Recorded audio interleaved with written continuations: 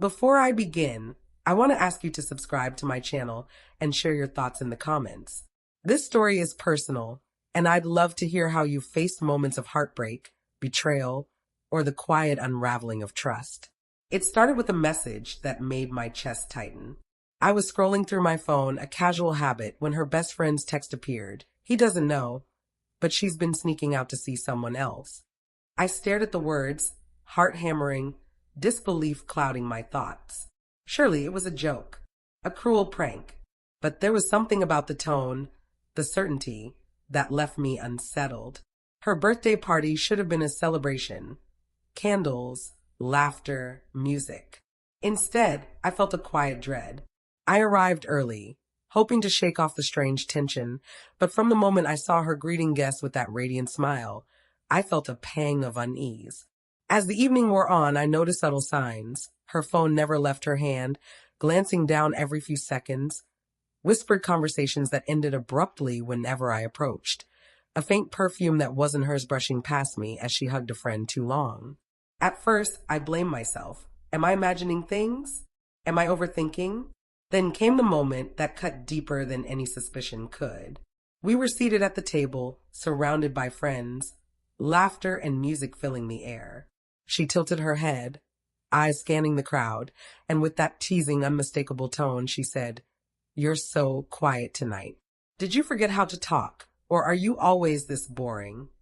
The laughter that followed from our friends felt like a blade twisting inside me.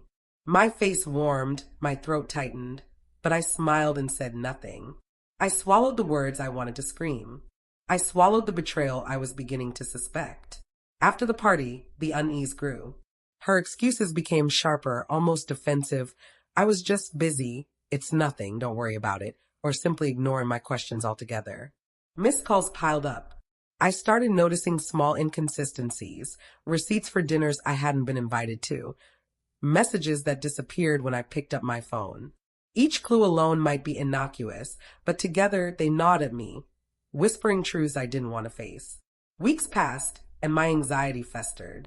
I questioned myself first. Was I too controlling? Was I imagining betrayal? Was I simply too insecure? Then, slowly, the suspicion turned toward her.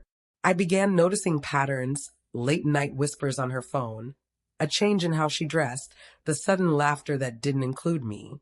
Every small moment began to feel like a lie. The truth revealed itself accidentally. One afternoon, her phone buzzed across the counter. A message from a name I didn't recognize. "Can't wait to see you tonight." He doesn't suspect a thing. My stomach dropped, my hands shook. It wasn't cinematic, no dramatic revelation, no confrontation. Just a quiet, suffocating confirmation of everything my heart had begun to suspect. I felt anger first, then heartbreak, then a crushing weight of disbelief that mingled with memory. I replayed her birthday party over and over, her mocking tone, the laughter of friends, my forced smile. Every memory of closeness suddenly felt suspect, every word of affection a potential lie. The trust one had built over years now lay in shards at my feet. Confrontation was inevitable, though I dreaded it. When she came home that evening, I met her in the living room. My voice was steady, but my hands were clammy, my chest tight. I saw the messages. I know. Her reaction was a mixture of fear, guilt, and sorrow. I never meant for this to happen," she said, voice shaking. "I didn't plan to hurt you. I just felt alone. I thought it was harmless at first." I listened, feeling the bitter mix of love, betrayal, and resignation. I wanted to scream, to beg, to make her understand the depth of pain she had caused. But instead, I realized something crucial. Forgiveness alone couldn't repair what was broken. Some actions leave wounds that words cannot heal. The emotional fallout was relentless. I questioned every shared memory, every intimate moment, wondering if any of it had been real. Simple things, the way she brewed coffee, the quiet comfort of weekend mornings, even her laughter, suddenly carried an edge of doubt. Trust, once broken, is slow to return if it ever does. Weeks later, I made the hardest choice of my life. I decided to walk away, not in anger, not in vengeance, but in quiet strength. Our parting wasn't loud, dramatic, or public.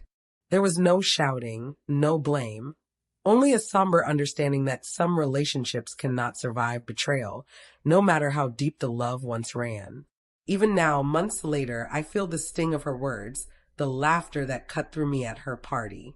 But I also feel something stronger: clarity, self-respect, and the knowledge that surviving heartbreak doesn't mean closing your heart.